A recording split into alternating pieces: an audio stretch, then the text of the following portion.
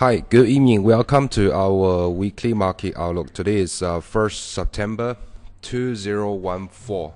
So as usual, if you can hear me, just give me a yes.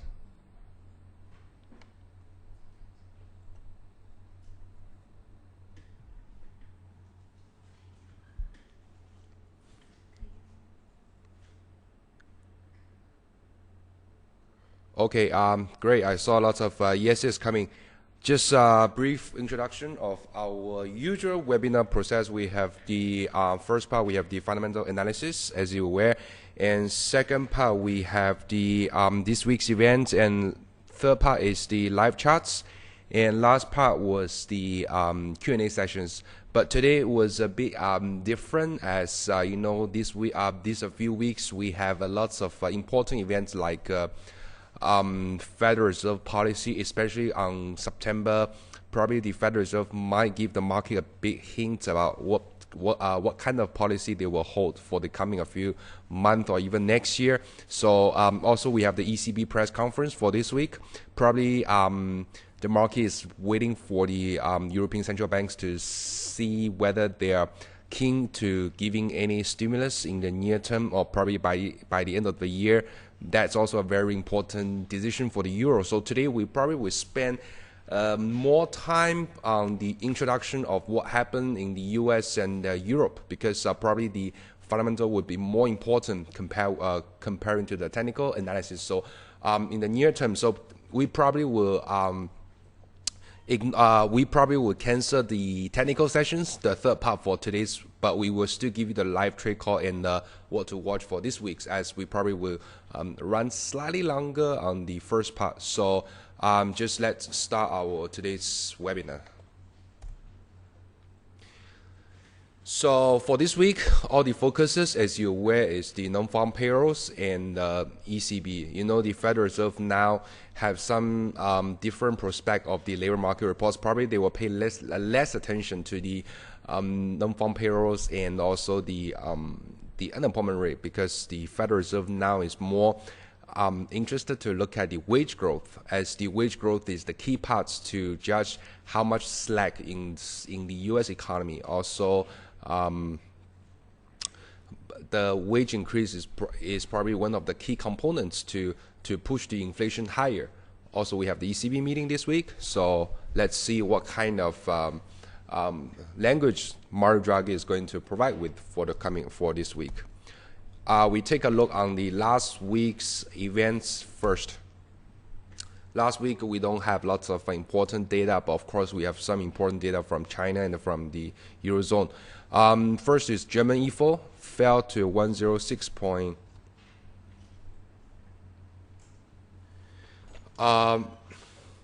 German IFO fell to 106.3 from previous 108.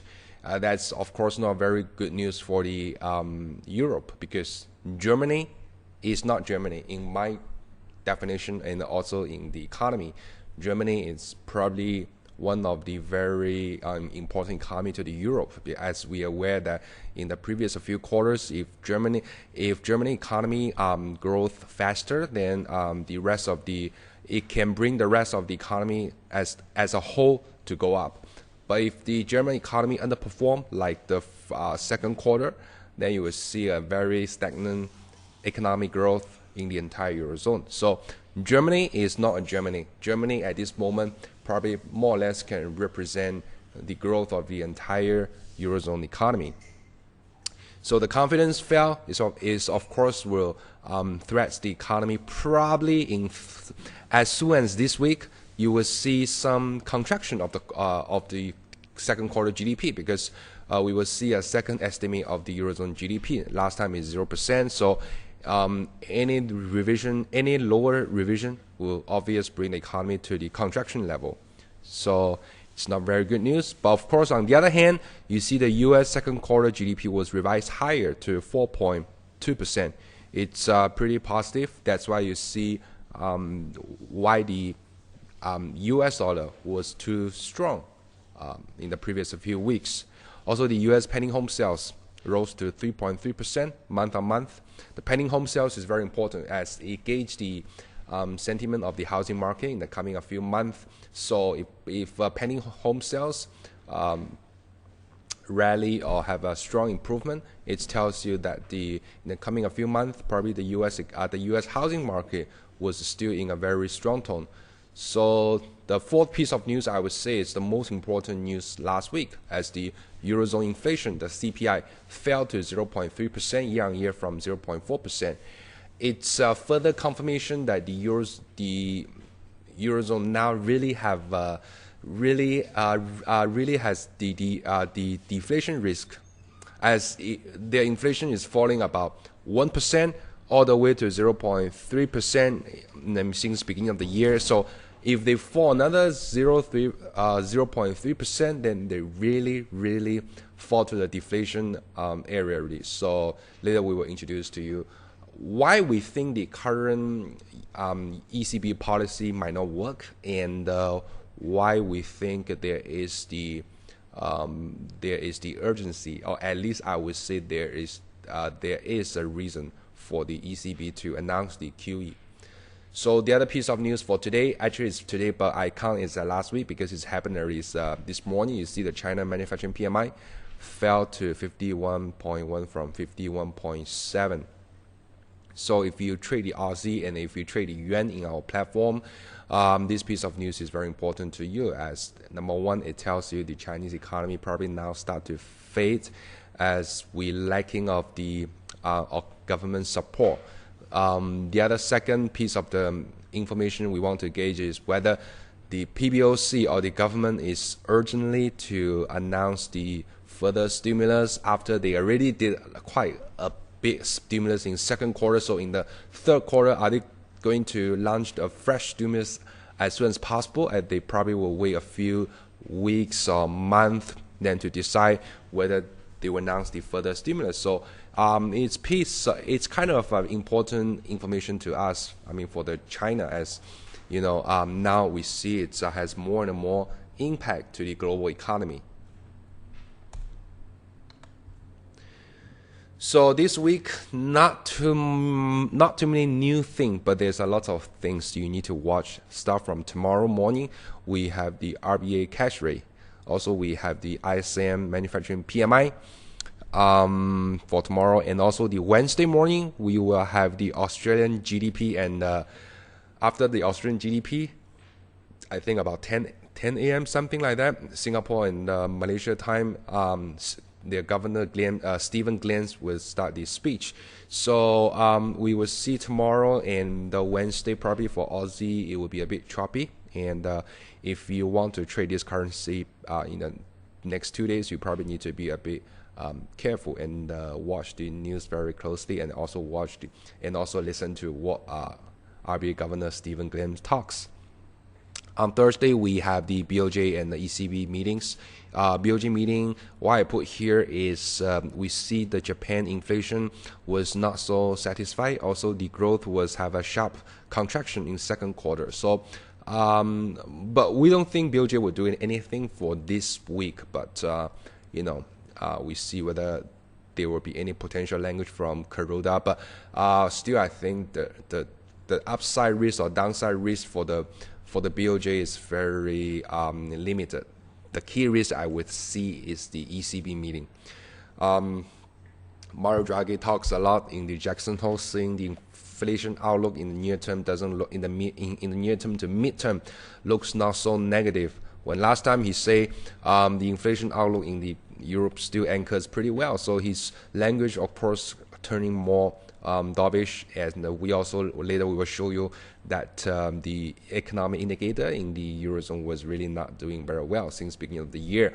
So it's time for ECB, probably also the European governments, to do something together to combine the monetary policy and the fiscal policy to at least to stimulate the economy. And also on Friday, also we have the U.S. non-farm payroll, and I would call it's a labor market report. Probably we need to get used to it. Called Friday, it's called U.S. labor market report instead of non-farm payroll, right? Because since non-farm payroll now is pretty stabilized above 200,000, so it will attract less attention to the people if there's no surprise to the data. And So the key thing I mentioned earlier is the wage growth. We have let's have a macro summary first. Have a look of the US dollar last week. Actually, the US dollar last week was still pointing to an upside, right? You see the beginning. Let's look at the US dollar first at the red color chart. You can see at the beginning of in the first day, 25th of August, is going higher sharply because of the Janet Yellen. People say Janet Yellen was less dovish compared with the previous speech, but I think you probably just ignore what she's saying in the Jackson Hole meeting, because it's just a meeting for her to balance the doves and the hawks. So well, she just trying to balance everyone. So that's always her style in the previous few months. But after that, it was about in that range for high side. Then on Wednesday it drops, but after that, after the Eurozone announced the 0.3 inflation, then you see the euro dollar, the dollar index go higher again. Instead of the performance against the different currencies, we can see that the commodity currency was outperform the rest of the currency. One reason is that we see the commodity price was slightly higher last week. Probably there is some purchasing from the China side. Also, the other reason is the strong U.S. economy signal that the global economy probably will be more optimism compared with last time. So of course, it's benefit the commodity currency and the commodity country's economy. But the rest of the currency, you can see the Swiss francs, euro, especially the European currency, that's largely underperformed the US dollar. The reason is the Friday, there was a strong selling off against the euro. So rest of the European currency also will be partly affected. So that's the reason you see the dollar last week is pretty clear, outperformed the commodity currency and underperformed the commodity currency and outperformed the European currency. So that's what happened for the last week.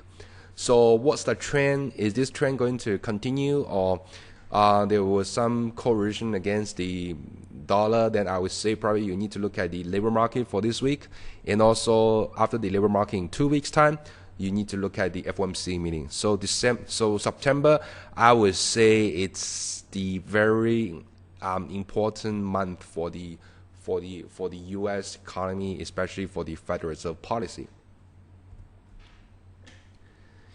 Still, let's take a look on the U.S. Treasury yield and the U.S. and the dollar yen. You can see that the direction-wise, it's still before Friday. It was still pretty close. Of course, you see the dollar yen was a bit stronger than the U.S. Treasuries. Two reasons.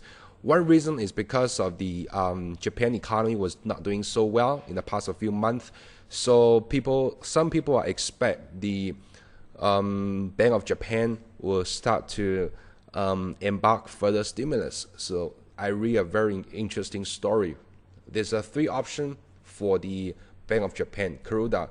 One option is extend the period of the monetary policy easing.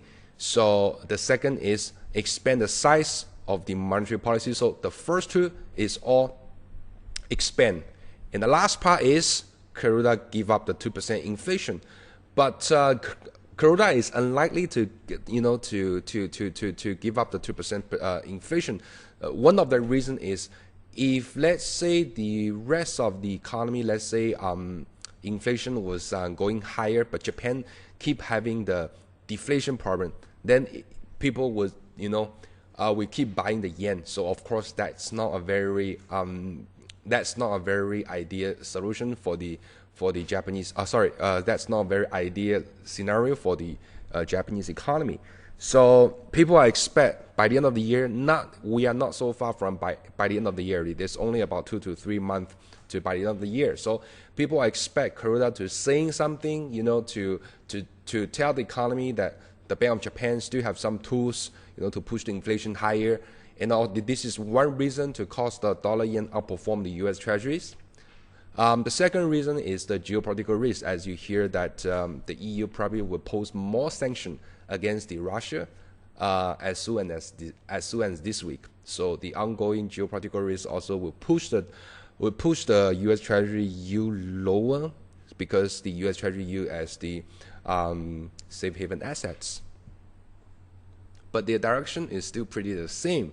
So meaning to say that if you want to gauge the dollar yen, still use the U.S. Treasury yields as a gauge is pretty reliable at this moment. And here is you can look at the other market sentiment. Is S&P 500 stays above 2,000 at this moment. That's the historical high level. And that signal with the rich sentiment still remains pretty well, especially in the U.S. So you can see the U.S. Equities go higher. So below the yellow color MSCI indices also going higher. Okay. Now we are zooming to the specific topic. So today we are mainly talking about Europe and the US. So let's go to talk about the US first. We will also go a bit of the history to let you understand the near-term history, let you understand the entire scenario. So probably it's also a very good education sessions for you. Okay, so here let's talk about the first thing. What's the biggest surprise in 2014? Why I bring this is, it's also very important to you because what happened this year, which also could happen next year. So I'm not very sure I speak here before, but I speak lots of time in TV that the biggest surprise in 2014 in the financial market is the U.S. Treasury market and the U.S. stock market. Why I say this is, you look at okay, let's talk about this time last year. This time last year, if I am telling you that the Federal Reserve will almost end the QE. Tell me what happened in the U.S. market, and tell me what happened in the U.S. market, stock market, and what happened in the U.S. bond market. You will clearly tell me the stocks market probably will have some correction, and the bond market will, the bond yield also will going higher. But that's not the case, right? You can see the biggest surprise is the white color, the U.S. equity market just continue to go higher, the S&P 500. And you can see the US 10-year yield is continue going down, right? You don't understand that. I also don't understand that. But let's go further, see whether it can explain to you a little bit better. So why I say this is very important, because sometimes if you have a wrong perception, let's say you think next year the US Treasury yield will have a sharp rise, then you set up very strong bullish dollar position, then it would be probably a bit dangerous for you if the things doesn't happen. Okay, we have to say that we are staying in a very low interest rate environment. It's very clear that the bond yield always follow the interest rate, right? So also I can say the bond yield also always track with the inflation. So you can see the Fed fund rate, which is the yellow color. You can see that since beginning of 1980, that's how many years ago? That's about 35, 40 years ago, almost that, 35 years ago. You can see the Treasury yield was keep going lower and lower. And the Fed fund rate also from how much percent? In the beginning of 1980, if you put the dollar in the US banks, your interest rate can have 20%. So this is, but now what's the kind of interest rate you can have? It's only 0.09%. So, well, that's the huge difference, right? So from the charts here, you can tell that if you want the bond yield to increase sharply, that it's a big tough, because the overall downtrend is still looks pretty clear.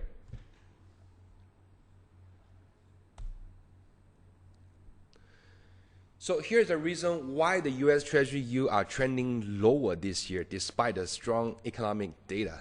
Right, you can see that we also give you some short-term perspective why everything is going lower, not higher in the short-term basis. First one is the policy makers' rhetoric.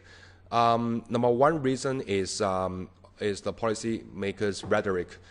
You can see that anything happening in the market, you always have a Federal Reserve and Janet Yellen to be dovish. So since the market is very closely looking at the Janet Yellen speech and the Federal Reserve policy direction, so of course, if they appear to be dovish, it's very difficult for the Treasury yield to go higher.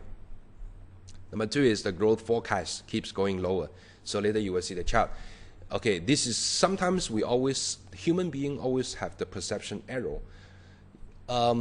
People always think dollar was lower in the past few years, but actually dollar is higher, right? You always hear people say why dollar is keep going lower since 2011. Then you will say, oh, because Federal Reserve doing QE. No, that's wrong.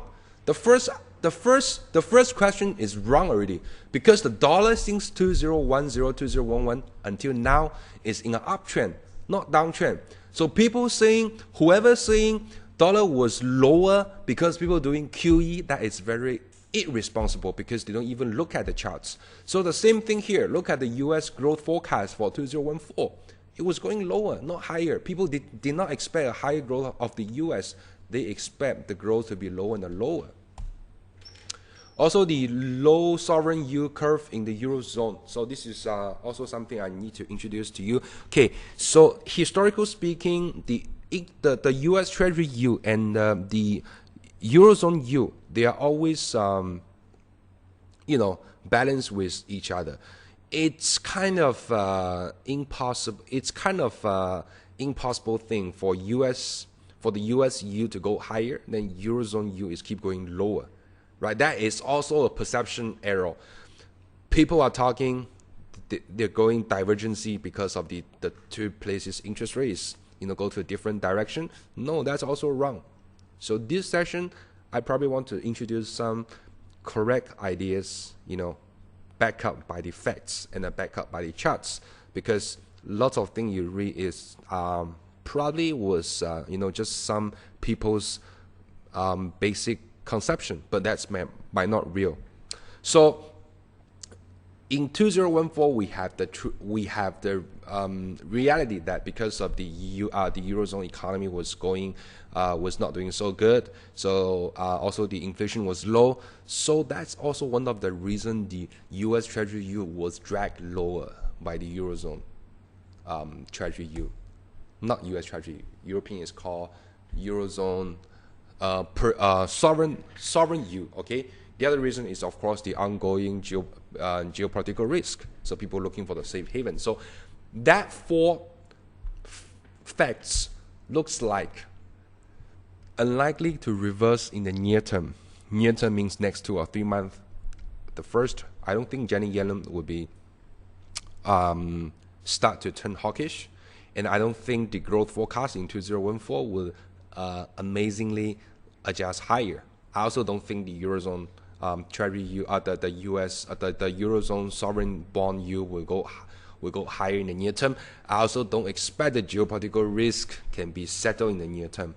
So if all four cannot be settled, it means the U.S. Treasury yield might stay in the low side for a while, right? Also, the tapering tantrum has been gradually priced out since the end of 2013, because we see a crazy rally of the U.S. Treasury yield in 2013. So now the tantrum was a bit priced out. It's also a bit normal, right? So now let's go to the charts. You can see the U.S. growth forecast.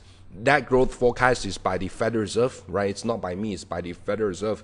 So you can see that in the beginning of the year, in March, what they forecast is about 3%, almost 3%. Then in April, their forecast is downgraded to 2.8%, then 2.6%, then 2.2%. As low as you can see in August, what's the percentage? 1.7%. Now it's slightly higher, 2%. So the growth forecast for the U.S. economy in 2014 actually was going lower, not higher. Also, you can see the yields in the United States and the Eurozone always influence each other. So you can see the two charts here. This is the regression analysis. You can see that the above is the top charts is the regression analysis. So you can see from the right, if you study the quantitative before, you can see the raw beta was 0.675. As long as it's above 0.5, I consider they are highly related. Also, you can looking at the standard deviation error of beta. The beta is about 0.048. It's close to 0.5. Also considered pretty decent, right? So these two are pretty correlated. And then you also can look at the charts below. The white chart is the U.S. Treasury yield, and the yellow, the other color is the Eurozone sovereign bond yield. So you can see they're going to, they always go to the same direction. It just one could be up 5 basis point, the other up 2 basis point, or one down 5 basis point, the other down 3 basis point. But in general, their direction are pretty close, right? So, and you can see from the dots above, you can see their standard deviation is always within 15%. So that's considered a pretty high correlation. Their correlation is close to about 80%. So if you see if you believe that the Eurozone bond yield will go lower, then the U.S. Treasury yield also will not go higher, at least I would say.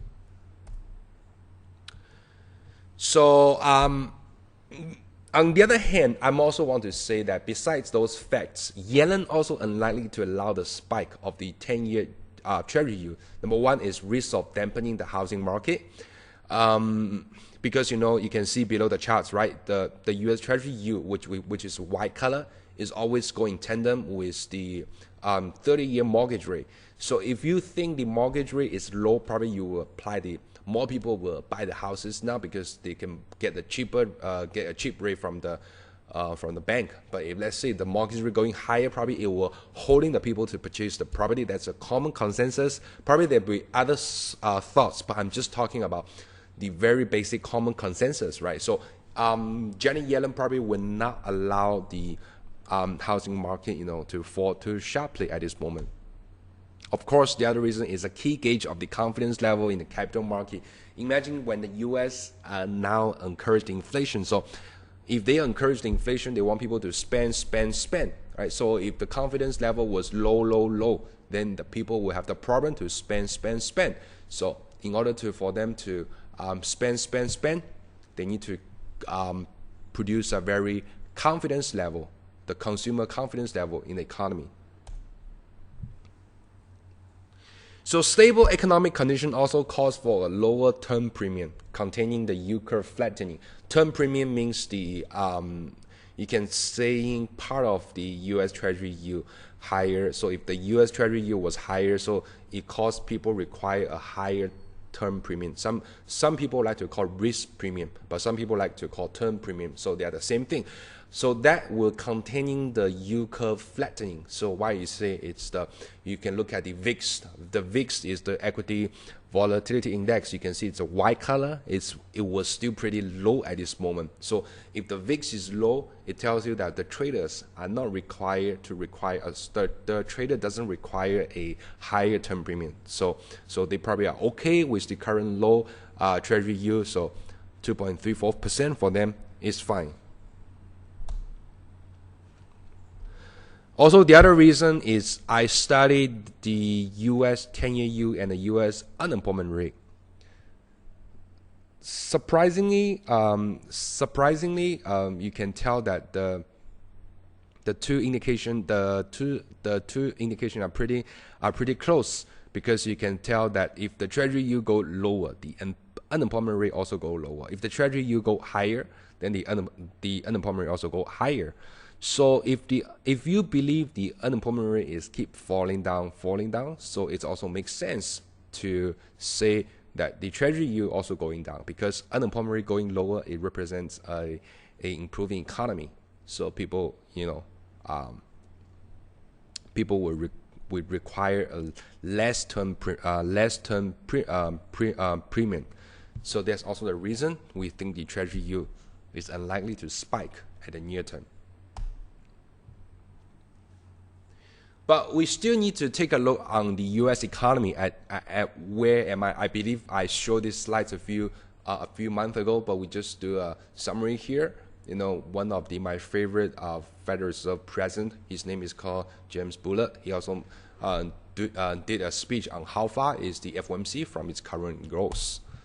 So here you can see there's two charts here. One chart is the left side, which is the line tells you the distance to the Federal Reserve objective. So imagine the line as 0 is the Federal Reserve objective. You can see now we are getting closer and closer since the financial crisis. So based on the calculation, the objective function value is closer to the FOMC goals then it has been about 75% of the time since 1960. So there's only 25% of the time when the economic condition is better than now. So it pretty also makes sense that the expectation on the Federal Reserve to raise the interest rate is also there.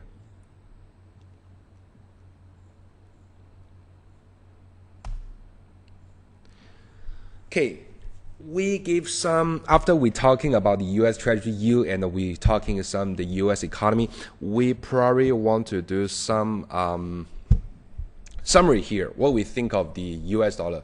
So our view in the US dollar remains attractive in the coming month or even in the coming years. So here's the three things of our view. So as long as the dollar long-term uptrend is far from ended, as long as the dollar long-term uptrend is far from the end, as long as the first rate hike expectation well anchors. So what does that mean? Means if you always hear people talking about when to raise the interest rate, what's the right time to raise the interest rate, when there's a debate like the last FOMC minutes or even the Jackson Hole meeting among the markets, it means the expectation to raise the rate was still there, right? Although they don't raise now, but the expectation, the most important thing is the expectation. The rally is always appear in the expectation. After the Federal Reserve raised the rate, sell the rumors by the facts. Then you know those kind of dollar long people, probably they will sell their positions to see what kind of see what kind of thing the Federal Reserve would do next. So this period is very important because this period is probably is the time for dollar rally, not after the Federal Reserve raised the rate. So of course we want to talk, although the European yield is in tandem with the US yield, but the divergent growth around the world still forces the different monetary policy to emerge. So that's also encourage the dollar to outperform to the rest of the currencies, right? But why we do so much analysis of the U.S. Treasury yield last time in the previous few slides is because we want to say that the pace of dollar bull will be very gradual, as you can't underestimate the patience that the Fed has, also the slowing Treasury yield rising. So as long as the U.S. Treasury yield rising in a very gradual way, or even going down, then you will see that the pace of the dollar rally will be also very slow. Okay, so after we're talking about the U.S., we give you a broad introduction of what our thoughts on the U.S. Capital market and the Treasury market. Now we shift to the Eurozone. So Eurozone, I only have one thing I want to say at this moment. I don't want to, to guess what's the ECB policy. So I just want to say one thing. I just want to ask one thing. How low can Euro go? That's my thoughts. It's very clear that the euro is not under the uptrend already now. It's already in the uptrend in somewhere in August or July, since Draghi's wherever it takes in July 2012, right? So I'm not very sure how many of you experienced the wherever it takes Draghi. So here's some basic introduction in 2012, July. This period, you can see that euro was selling off from 1.5 all the way to 1.2, all because of the debt crisis. Even people will say some countries like Greece will leave the eurozone. So in 26th of July, Mario Draghi say something like ECB will do whatever it takes to preserve the euro, and believe me, it's enough. So after that, you can see the confidence level was bring up. Also, you can see a euro was on a solid uptrend. But the uptrend was broken in July, August this year, right? It's now it goes to 1.3137. So basically, the picture for the euro was not so clear. And since the since May this year, you can see that it's forming a very clear downtrend. So in our point of view, we think the downtrend will still carry on because in near term, it's just no evidence to support that the European economy can self-recovery from the existing policy. So we are always looking at the top tier data. The different countries have the different top tier data, right? For Europe, we are talking about now at this moment, we are talking about inflation, we are talking about GDP, we are talking about manufacturing PMI. That probably, in my view, is the top tier data. In China, we probably at this moment we're looking at the industrial production, we look at the exports, and we're looking at the investment, the property prices. In US, we are looking at the inflation, we are looking at the wage growth, and we are looking at also maybe non-farm payroll. So the different countries has the different top tier data in our point of view. So in Europe, of course, at this moment, right, look at the inflation, which is the yellow color, and the GDP quarter on quarter is a white color, and the manufacturing PMI was is pink color. You can see since about January or even last year December, the economy indicator just keep falling. So that clearly tells you that the European economy now is facing some problem. That if the ECB does not step in again, then we probably will see some debt crisis, and you are very familiar with recession to visit the Eurozone very fast. Also, you look at the biggest three economies' growth are falling. We want to have a clear picture about where is the European top three economies. If the top three economies cannot perform, how do you expect the rest of the economy, even the rest of the economy, let's say, outperform? That doesn't matter, because we are looking at the majority of the economies as are contributed from who? It's contributed from Germany, it's contributed by France, it's contributed by Italy. But you look at the white chart of Germany, the Q1 GDP was 0.8, but now it's minus 0.2. And France is stagnant, no growth, 0%. If the things carry on, they will go to the recession as well. And look at Italy. Italy also, the GDP at minus 0.2%, from the first quarter positive, about 0.2, 0.1%. So things in the Eurozone was a bit shaky at this moment. The confidence is low, activity is low, the growth also a bit slow.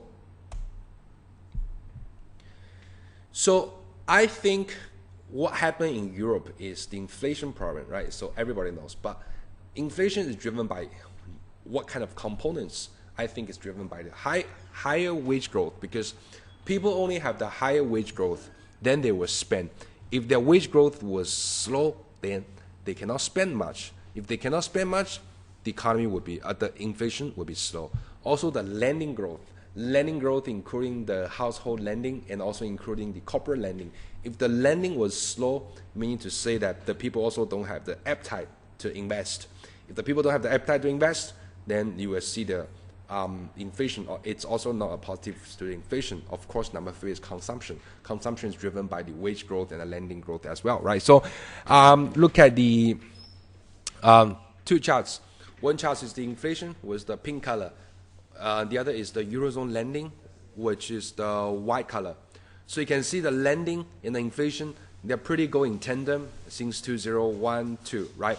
So in 2012, you can see the lending was sharply go higher. That is because of lots of program done by the ECB. That's why you see the inflation picking higher. But after ECB stopped doing anything, you can see the inflation was continue to go lower. So it's very clear here. If you want inflation to go higher, it's very clear that the first step you want to see is the lending go higher. To failing to do that, you very difficult to see the inflation will pick up. So the other thing I want to say is why the ECB refrained to do the QE in the previous few months, or they even at least in the public, they didn't openly discuss it. Is it because there's too much optimism on the credit demand in the Eurozone? I think it probably is the case. You look at the ECB lending, is the white color. It just now you see, right? The lending was keep falling down since 2012, end of 2012. But ECB also has one survey. This survey is called ECB Survey on Lending Demand. The ECB Survey on Lending Demand, what they think were going higher since 2013. Of course, it's wrong. It's totally wrong. If the ECB survey that the lending demand were picking up, they were based on this survey to design the monetary policy. So, of course, I'm not saying ECB is stupid. I'm not saying ECB policy is wrong, but at least here we can see the problem. Why the lending survey since 2013, March 2013, is so different. The survey is up about from minus 15 to positive 25, but the lending was going down so sharply that it's like one going to north, one going to south. So this is the problem. Is that the optimism? If this optimism was not existed, should the ECB have designed some QE or asset purchase or something else policy? So what does this tell us? I am not in the position to judge the right thing or wrong thing ECB doing. I'm not in that capacity as well. But at least from here, we can guess one thing. The ECB might want to catch up. If they want to catch up, what would happen? They would flood more liquidity into the market. Of course, it's a good news for the stocks market. But for most of you, the most important thing is it will be negative for the euro. So why those easing policies announced in June may not work, right? Okay, first I really want to say I'm not the one who want to challenge the central banks. I just do my research. Based on my research, I think something might not work, okay? So number one is the liquidity is abundant now, as seen in the union rates, because you see the union rate, if I'm not wrong today, the union rate is already go to negative already. So the union rate is the ECB, is the Eurozone banks, it's like a benchmark borrowing cost. It's like a it's like a Shibor in China. It's like the LIBOR in London. So it's just like a benchmark lending rate in Europe among the financial institutions. So if the benchmark borrowing cost was low, it tells you the liquidity is not a problem. If the liquidity is not a problem, why you still want to put into more cash? Just give an example. I give you one bottle of waters. You say you are thirsty. I give you one bottle of the waters. You only have the demand for drinking half bottle of the waters. So that makes no difference to you. I give you one bottle, I give you two bottles, I give you three bottles, I even give you 10 bottles. It doesn't solve the problem because your demand is only half bottle. So as long as I can give you half bottle, that's enough. Number two is the tepid inflation suggests the credit demand was extremely low, right? So all this monetary policy, it just gives you the lower rates. But if let's say I don't have the credit demand, I don't have the demand to expand my business because my outlook for the growth and the outlook for the inflation still looks not very good. Let's say I'm a business owner. So you give me 5% interest rate and you give me 3% interest rate, ask me to borrow $100,000 for expand my business. I don't buy the story, right? So 0.2% of 100,000 for lots of businessmen is nothing. So the demand in the main street was very low. Also, the TLTRO carries further default risk when the economy outlook remains unclear and an unsound asset quality. So imagine when the economy is falling, but when you want to expand your credits, that it's very risky to create some, debts defaults. Have we forgotten that the European economy just recovered from the debt crisis 2 years ago? Right, we haven't forgotten. And also the asset qualities in the banks also have some troubles. Otherwise, the banks would not have the issue to lend further credit to the market. So liquidity is still abundant, and also the inflation was low, credit demand was low. Also, you have the risk of another the debt default, the credit defaults. So far, I don't think the TLTRO announced in June and the lowering the borrowing costs and the deposit costs, lowering the borrowing rate and the deposit rate will works at this moment. I could be wrong, but so far from here, based on my previous experience, I don't see this thing will work tremendously. Okay, so now let's turn to what Mario Draghi say in the Jackson Hole. So Draghi pushed ECB closer to bond buying as the inflation risk rise, as what he say is to warn that the investor bets on prices have exhibit significant decline. So, people are betting that the ECB probably would go those kind of Japanese style or US style QE to prevent from the inflation to go negative. Okay, here's very interesting thing is I think I never shared these slides with you. I have an interview with the Bloomberg TV somewhere in June. So that times I've given a very brief call. I say by end of the year the euro will go to 1.3350. Of course, that time the euro price is about 1.37. So I was given a target which is about 300 to 400 basis point lower by end of the year. Well, I'm very frankly to say I don't hold a crystal ball, right? So of course I cannot predict the exact same prices of in the next 6 months. But one thing I do agree, and I was right at that time, is I expect a sharp fall of the euro from that time toward the end of the year. So now we downgrade our euro dollar target to 1.3 by year end.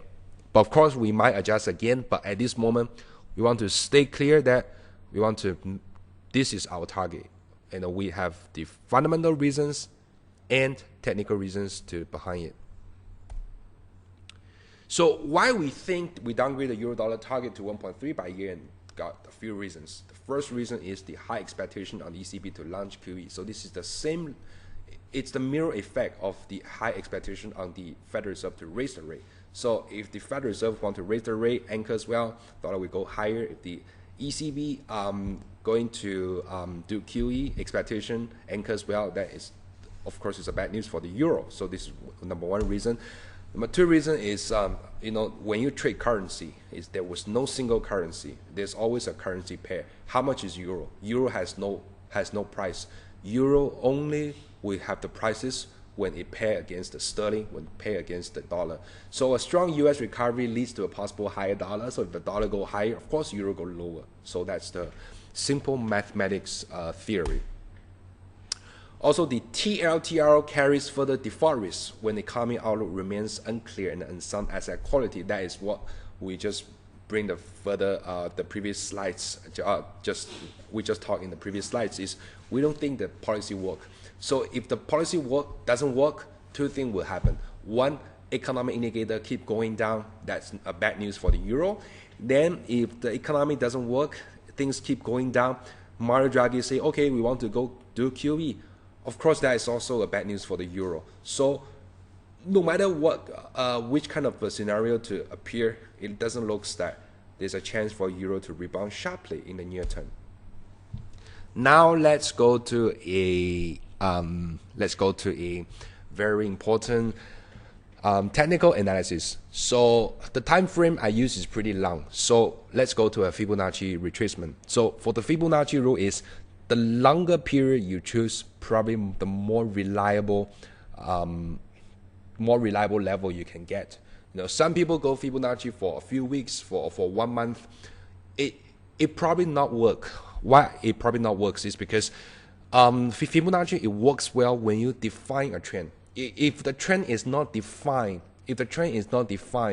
it's a bit useless or not effective to use the Fibonacci, right? So the level we use, the trend we use is the uptrend from 2012 to 2014 May. That's the uptrend, and we assume that the uptrend is end in the middle of 2014, in the May 2014. That also pretty makes sense. As you can see, the euro was almost dropped about how many basis points? 850 basis points in the past few months. So of course that's a downtrend. So the 50%, where is the 50% of the Fibonacci line lying at 1.3018. That is pretty close to 1.30. So I believe, because it's the wrong number effect, if the currency pair is likely to go to 1.3018, I believe people is likely to want to see the euro testing 1.3 because it's the wrong number effect. So let's say you look at the 23.6% Fibonacci retracement level, it's about 1.3533. So that's not too many magic number there. So if the number go 1.3533, then people will say, oh, maybe it's the short-term support here. Let's just wait here. Probably price will go higher. But traders are always very aggressive, and traders like to challenge the people. Don't forget that is the nature character of the Wall Street people. They are aggressive. They are very want to challenge the things. They not only challenge the people, they also challenge the market. So if the price go to 1.3018, I would say it's likely people want to see whether it will penetrate below 1.30 when the time see. So 1.30 is our year-end target. Wow, I really have no idea that I've been talking for almost an hour already. So now let's moving to the poll time. Today's poll is not so straightforward, but it's also pretty simple. So just anyhow guess by your gut feel, because it's just a poll. Okay, when do you expect the ECB to announce the QE? Because that's very important to the price of euro. You can choose this week. You can choose end of the week or end of the year. You can choose first quarter next year, or you can choose Mario Draghi, just a talker, but he never putting the talk in the action. So I don't see QE in the next 2 years. So 4 choices.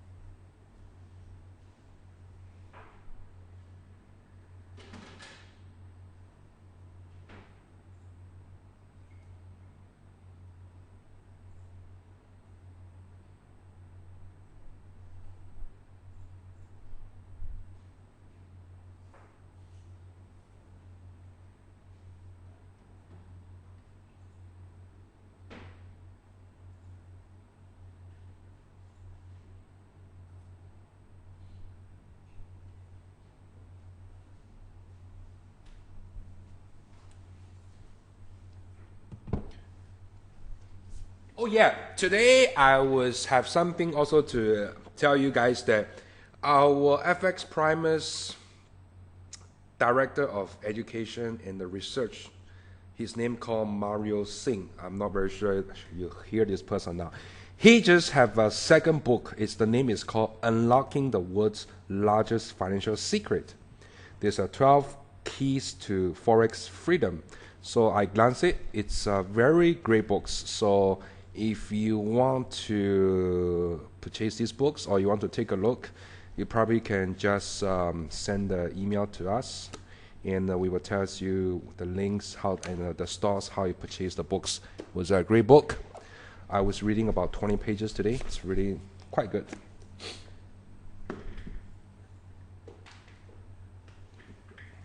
Okay, so 11% choose this week. Wow, that's 10% people think Mario Draghi would do. Oh, wow, now it's 15%. 15% choose this week. So 15% of the people believe Mario Draghi will officially announce QE this week. So 46%, which is the majority, choose end of the year, and the 34% choose first quarter next year, and the 3% choose not in the next 2 years, and 95% people voted. Very good. Okay, so now let's go to this week's events.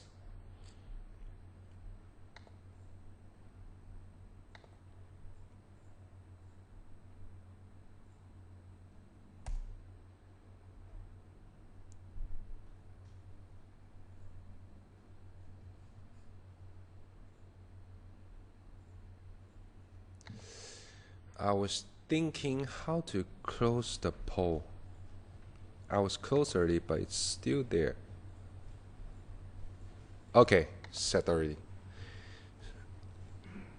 So now let's go to this week's events. Okay, you can see there's lots of events this week. From Tonight, nothing, because afternoon we saw the UK manufacturing PMI, which it was lower, but we don't see a very big reaction from sterling.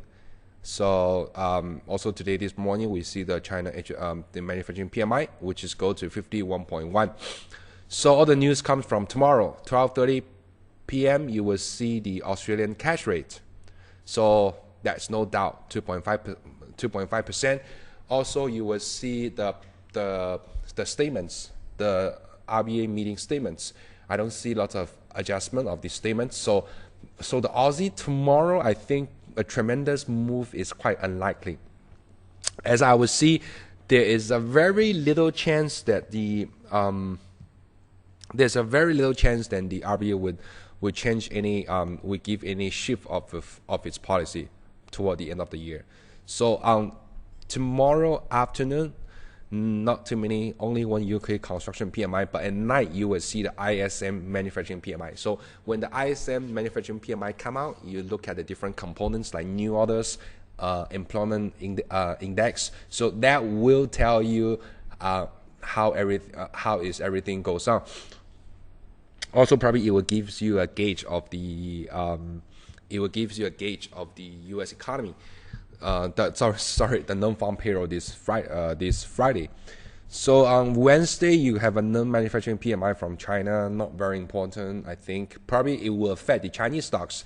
But if you are not trading yuan, it probably doesn't matter because I don't think it will affect the Aussie a lot. But on 9:30 a.m., it's very important because we will have the Australian second quarter GDP. When the first quarter, the GDP is at 1.1%. So on the second quarter, quarter on quarter, the market only forecasts 0.4%. So immediately after the GDP on 11:20 a.m., you will see the RBA Governor Stephen Glenn's speech. So last time he introduced lots of ideas like animal spirit, right? So his idea is, I can bring the horse to the water to drink I can bring the horse to the river, but I cannot help the horses to drink the water. So whether the horses want to drink the water, it depends on themselves, also depends on the fiscal policy. So he also gave a hint that the RBA at this moment has done whatever they can do already. So if this is the case, it's also pretty not a very bad news for the Aussie. So in the meantime, probably it will be supported, right? Unless the RBA change his view again, because like RBNZ is like change the currency view every time. Okay, I'm not saying they change the currency view. They just always give the rhetoric, right? If they give the rhetoric, then the currency will fall. If they are not offering, then the currency will have little reaction. So, but based on what RBA say, the animal spirit, from the language, I can tell that RBA, the further monetary policy easing room is not so a lot already. As he's saying, I can bring the horse to the water, but to the river, but I cannot make the horse to drink the water. It depends the horses. So on Thursday, we have the Australian trade balance in the retail sales. So if you want to trade Aussie this week, you have to be very careful, right? So on the Thursday lunchtime, probably you will see the BOJ press conference. Most likely it's nothing. And of course at night, the most important thing is the ECB meeting, right? The rates, I would think they will keep the rates unchanged.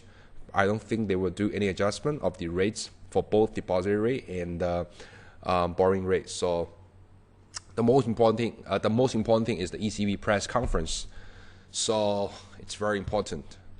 And also on Thursday, 8:15, you will see the ADP non-farm payrolls. So the ADP non-farm payrolls expect is the similar as last time, 216 to 218,000. So ADP is the latest gauge to the non-farm payroll. So let's see how the things go. And on Friday, of course, you will see the labor market report, right? So at about 8:30, the non-farm payroll will come out, unemployment rate will come out, wage growth will come out. So this week is very exciting, lots of things to watch. So look at the calendar. You also have to be a bit watchful and careful about the risk involved. So like what I mentioned just now is because today, because of the time issue, we probably won't have the time to go through the charts. But this is not the main reason. The main reason we also think for the first week of the month that the technical analysis is also pretty not so important, because all the momentum for the technical analysis, everything is about momentum.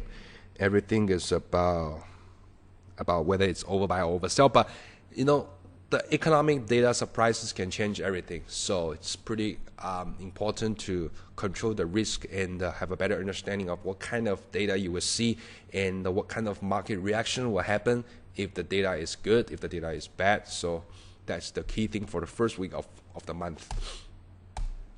So let's direct jump to the Mario trade call. Mario trade call today is short euro dollar.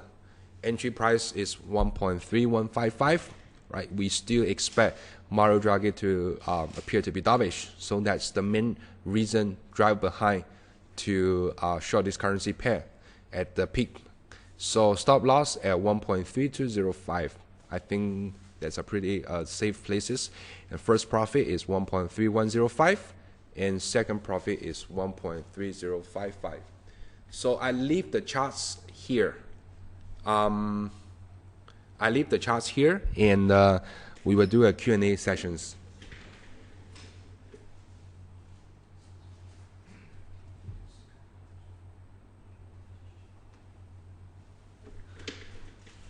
Okay, first questions goes to Mary Kwan.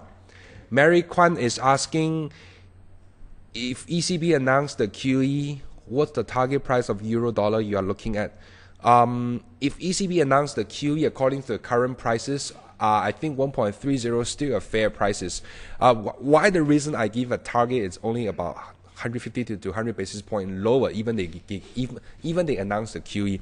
The reason is because we will still see some dollar softness in the market. So if the dollar soften, likely euro to rebound maybe to 1.3233 level in the coming few months. I'm not surprised about that, but the entire trend for the euro dollar is still toward the low end.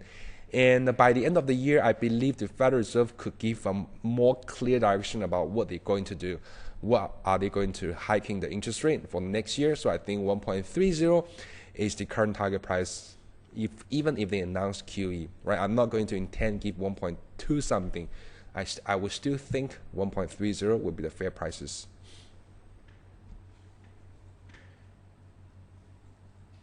Ron is asking, what do you think of the direction of the yuan? I think the yuan direction is still okay. Yuan is very weird now. Okay, yuan is keep going lower, but the economic indicator was not very good.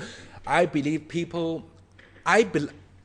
that people are too complacent about the PBOC, or the Chinese government will immediately announce the stimulus. But I think in the near term they should still allow the yuan to go lower. The reason is, I mentioned a few times, is we have a high growth basis in 2013. So if you want to grow to be stabilized and you want more easing environment, you need the currency to be lower. This is number one point. Number 2 point is, I think the US dollar is likely to go higher toward the end of the year because of the treasury yield go higher. So the narrowing interest rate spread also encourage the dollar to outperform the yuan. So based on the reason here, I think the yuan should be weakened, not higher. But increasing global usage of the yuan based on the SAFE. SAFE is, I don't know what is that. It's something like a currency settlement center, SAFE. Based on their data, now yuan is the seventh trading currency around the world. So the usage will keep increasing. So as long as the usage of the currency is increasing because of their capital is more open, that is also a long-term catalyst for the yuan to go higher. But in the meanwhile, in the coming 1 or 2 months, I do see the yuan might weaken to 6.17 or 6.18 against the greenback. Johnny is asking, do you expect the dollar yen to hit 105? Consider the strengthening of the dollar. I think 105 by the end of the year is not a problem. I'm probably even looking at 106, 107 of dollar yen by the end of the year. But that's all pretty depends on how much determination Janet Yellen has to raise the rate by middle of next year. As long as because I think the rate hike expectation is not even pricing the current bond market and also the currency market. Currency market might be a little bit, but the bond market is totally no. It's NO no. So if let's say the Janet Yellen give a more clear information about their expectation to hiking the rate, I think dollar will go higher. If the dollar go higher, two currency will go lower. One is yen will go lower, the other is euro will go lower. And I believe for the Japanese economy, in next April they need to meet the 2% inflation target. But now the inflation is only 1.3% after scratching the tax rate hike. So of course the BOJ Bank of Japan has lots of things to do. So the first step they need to do is lower the currency. If the currency is high, it's not good for their exports, not good for their growth, not very good for their inflation. So based on this, the common effort between the BOJ and the Federal Reserve will continue to push the dollar yen higher. Okay, so that's all for today's webinar. I will see you guys next week. And we were talking about the non-farm payroll and also the effect from the Federal Reserve and the ECB. We will give you a more thorough summary about what's happening for this Thursday and Friday, the two very important days. So, see you next week. Good night.